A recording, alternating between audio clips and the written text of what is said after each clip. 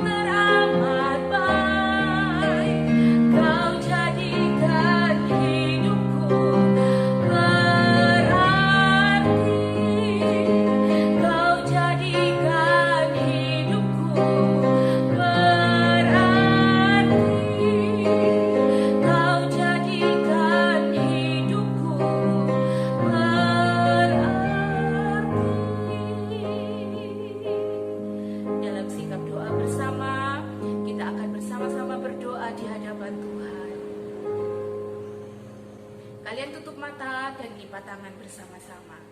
Tuhan Yesus yang baik, kami bersyukur atas segala kemurahan Tuhan dalam kehidupan kami. Apa yang Tuhan buat dalam kehidupan kami sungguh amat baik Tuhan.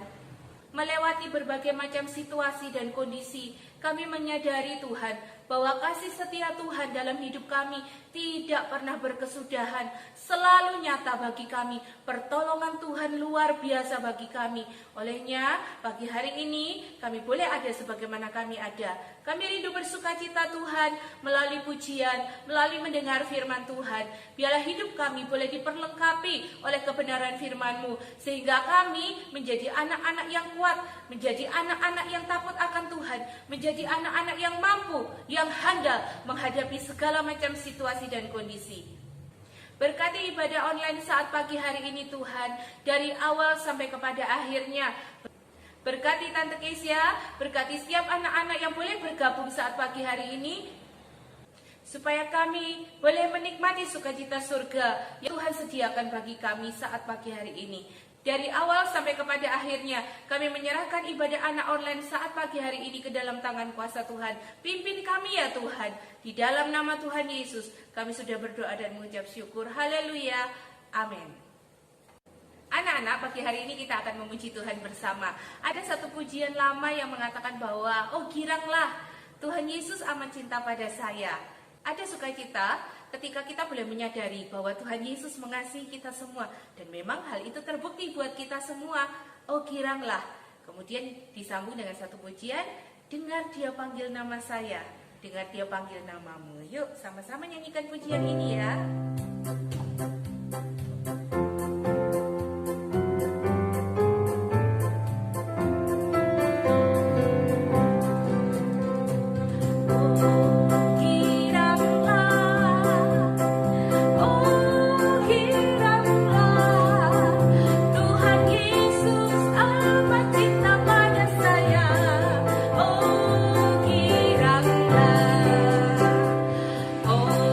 Giranglah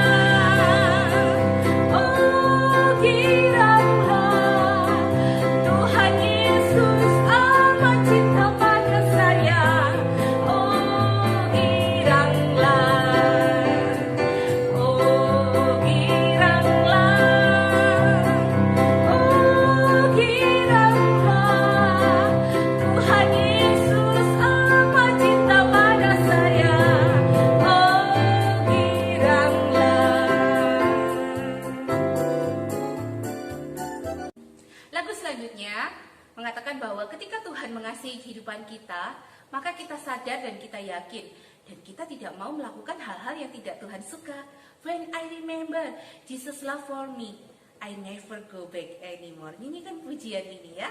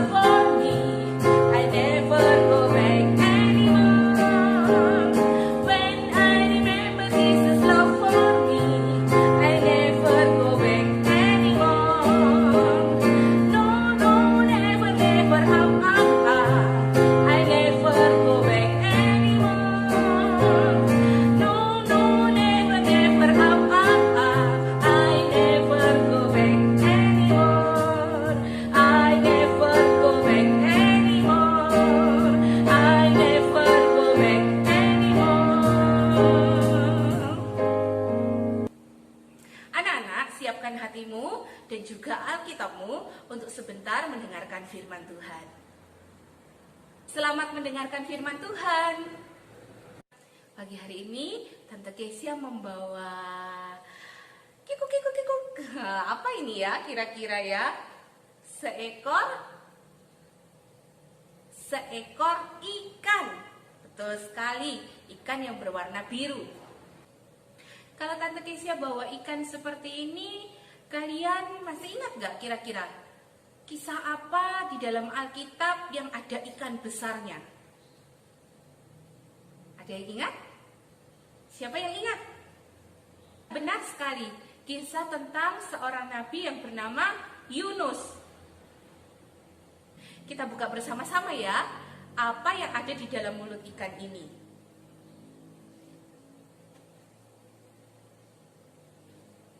Saat kita buka, di dalamnya ternyata ada seorang manusia.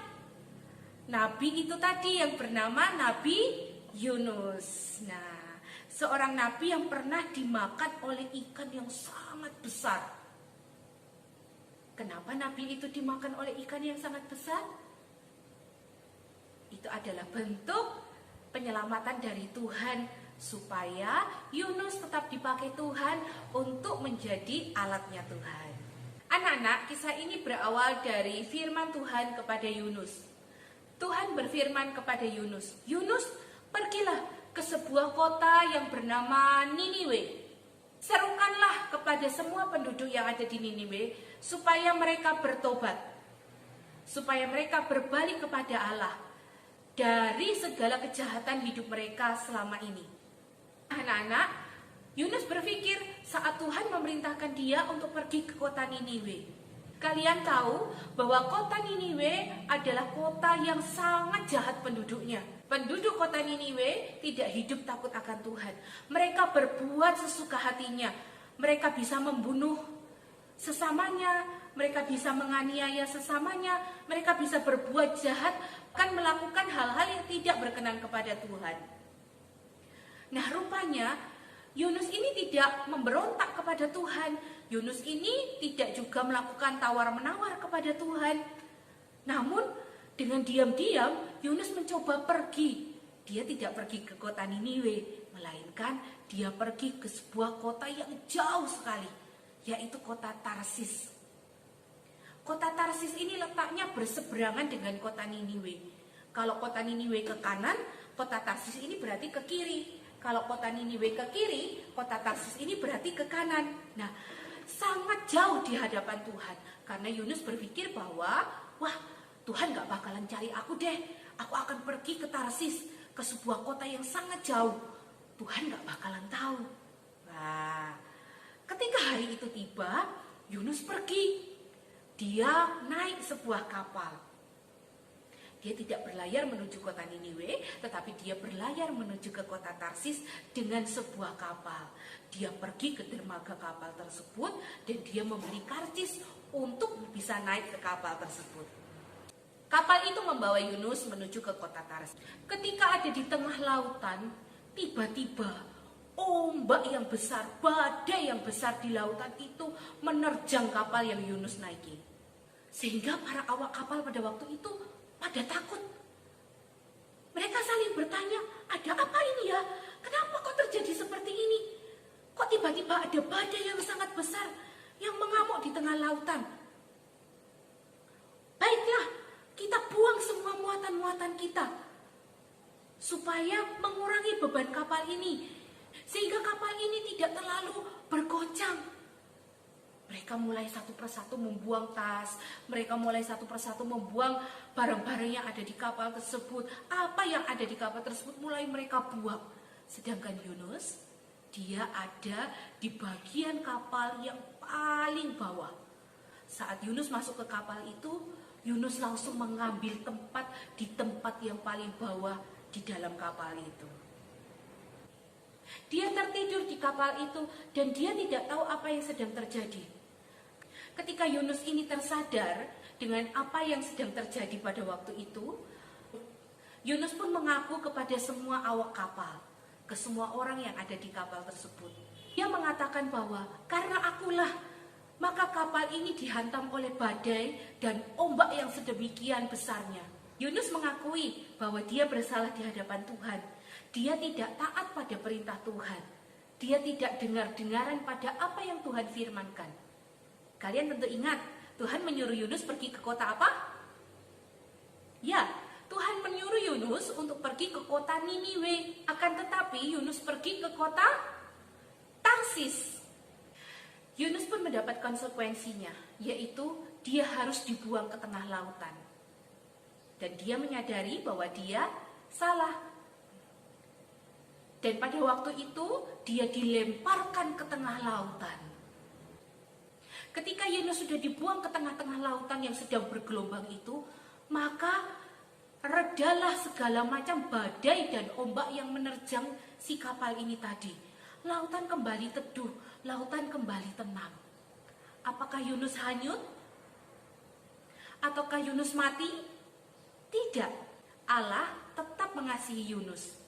Allah mendatangkan pertolongan kepada Yunus dalam bentuk ikan yang sangat besar. Untuk apa? Untuk menelan Yunus. Ketika ikan itu menelan Yunus, maka Yunus itu selamat. Dan beberapa hari Yunus ada di dalam perut ikan. Ketika tiba saatnya Yunus ini dikeluarkan dari perut ikan, maka ikan itu memuntahkan Yunus ke darat. Nah, dan Yunus pun selamat.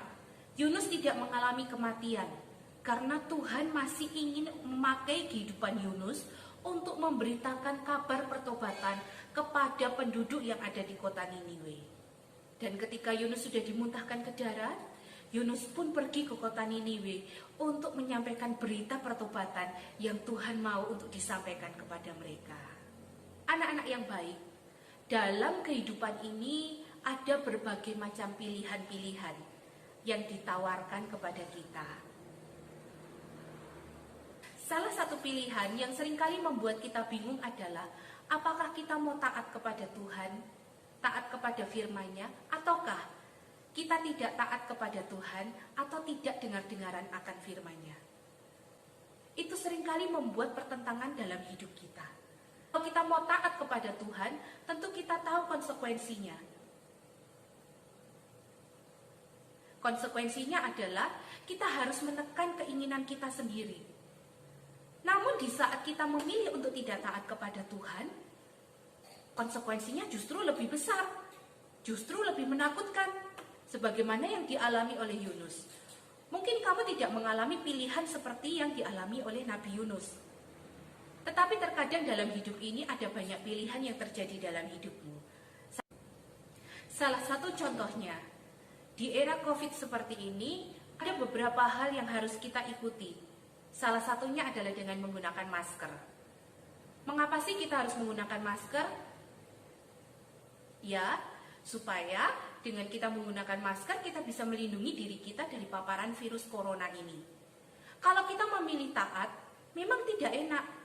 Penampilan kita terganggu, karena harus ada masker yang menutupi mulut kita.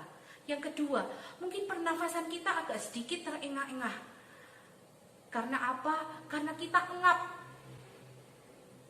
Jalan pernafasan kita ditutup oleh masker. Itulah salah satu cara supaya kita tidak terkena paparan virus corona ini. Namun ketika kita memilih untuk tidak taat, kita pergi keluar rumah, kita tidak menggunakan masker, maka resikonya kita sendiri yang menanggung. Kalau kita terinfeksi oleh virus ini, maka kita yang akan sakit, kita yang akan menderita. Dan belum ada obatnya, belum ada juga vaksin yang bisa menyembuhkan virus ini. Nah anak-anak, itu adalah salah satu bukti dari pilihan-pilihan yang harus kita pilih. Apakah kita mau taat dengan peraturan, protokol kesehatan yang ada, ataukah kita tidak mau taat dengan aturan atau protokol kesehatan yang ada? Itu pilihan kita sendiri. Dan konsekuensinya akan kita tanggung sendiri, bukan ditanggung oleh orang lain. Demikian juga dengan kehidupan Yunus. Saat dia memilih untuk tidak taat dan dengar-dengaran akan firman Tuhan, maka Yunus menanggung konsekuensi yang sangat menyakitkan pada waktu itu. Dia tertuduh di antara orang-orang sesama awak kapal yang ada. Dia harus dilemparkan ke tengah lautan yang sedang ada badai dan ombak yang besar. Bahkan dia harus masuk ke dalam perut ikan selama beberapa hari lamanya. Namun, seandainya Yunus pada waktu itu dengar-dengaran kepada Tuhan, maka hal-hal itu tidak akan menimpanya.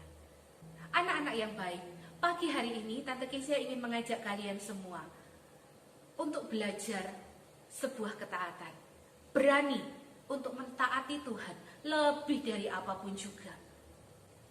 Minggu lalu kita sudah belajar berani percaya kepada Tuhan lebih dari apapun, lebih dari siapapun. Hari ini kita mau belajar untuk berani taat kepada Tuhan. Apapun risikonya, apapun konsekuensinya, apapun dampaknya, kita mau berani untuk taat dan dengar-dengaran pada firman Tuhan. Kita akan membaca sebuah ayat, Yakobus 1 ayat 25. Kita akan baca bersama-sama ya anak-anak, dalam hitungan yang ketiga.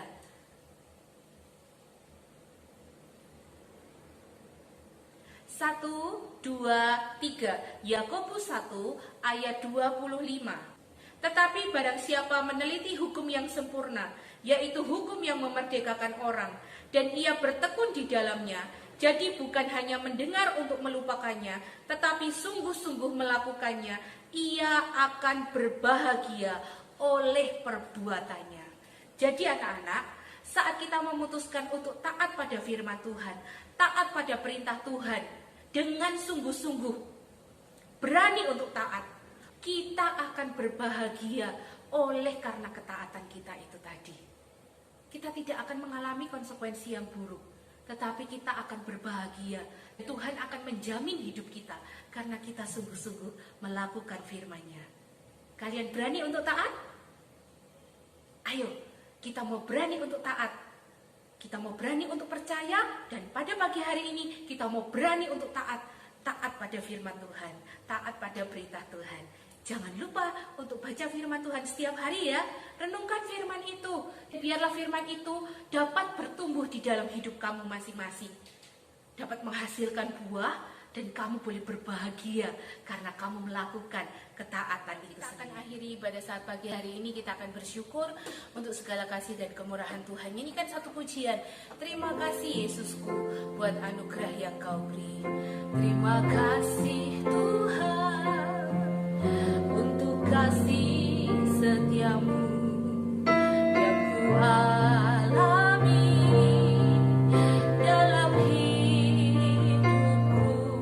Terima kasih Yesus untuk kebaikanmu sepanjang hidupku.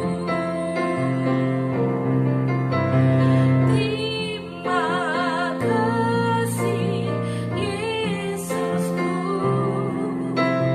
buat anugerah yang kau beri.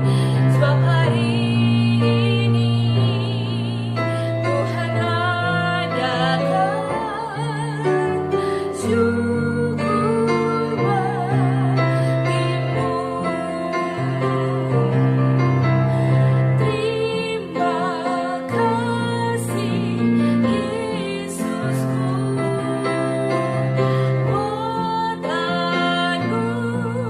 buat anugerah yang kau beri. Sebab hari ini Tuhan adakan syukur bagimu.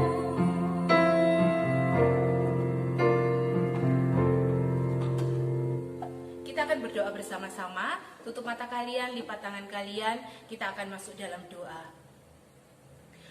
Bapa yang penuh kasih, kami bersyukur buat pagi hari ini. Terima kasih Tuhan, Engkau sudah memimpin kami dari awal sampai kepada akhirnya. Kami boleh bersukacita di dalam pujian. Kami juga boleh mendengar firman Tuhan. Melalui firman-Mu Tuhan, biarlah kami boleh menjadi serupa dengan Engkau dalam ketaatan. Kami boleh menjadi anak-anak yang berani untuk lebih mentaati Engkau Tuhan, untuk lebih dengar-dengaran akan firman-Mu daripada tidak taat akan kebenaran firman-Mu. Tolong kami ya Tuhan, di dalam kehidupan kami sehari-hari, kami boleh memiliki sikap yang taat akan kebenaran firman-Mu dan juga taat akan orang tua kami, taat pada peraturan yang berlaku di sekitar kami. Terima kasih Bapa yang baik, kami bersyukur buat pagi hari ini. Jadikan kami anak-anak yang takut akan Tuhan, yang senantiasa dengar-dengaran akan kebenaran firman-Mu. Kami menyerahkan seluruh kehidupan ini ke dalam tangan kuasa Tuhan. Di dalam nama Tuhan Yesus kami akhiri ibadah saat pagi hari ini. Haleluya, amin. Anak-anak yang baik, minggu depan kita akan ketemu kembali dalam ibadah anak online. Tentunya dengan cerita masih tetap kata berani ya.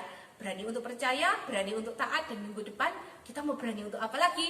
Kita akan ikuti minggu depan 19 Juli 2020. Kiranya Tuhan Yesus memberkati kita semua. Tetap jaga kesehatan, tetap di rumah. Kalian dengar-dengaran pada papa mama, dan kiranya hidup kalian boleh menjadi berkat bagi banyak orang. Terima kasih, Tuhan Yesus memberkati. Sampai jumpa.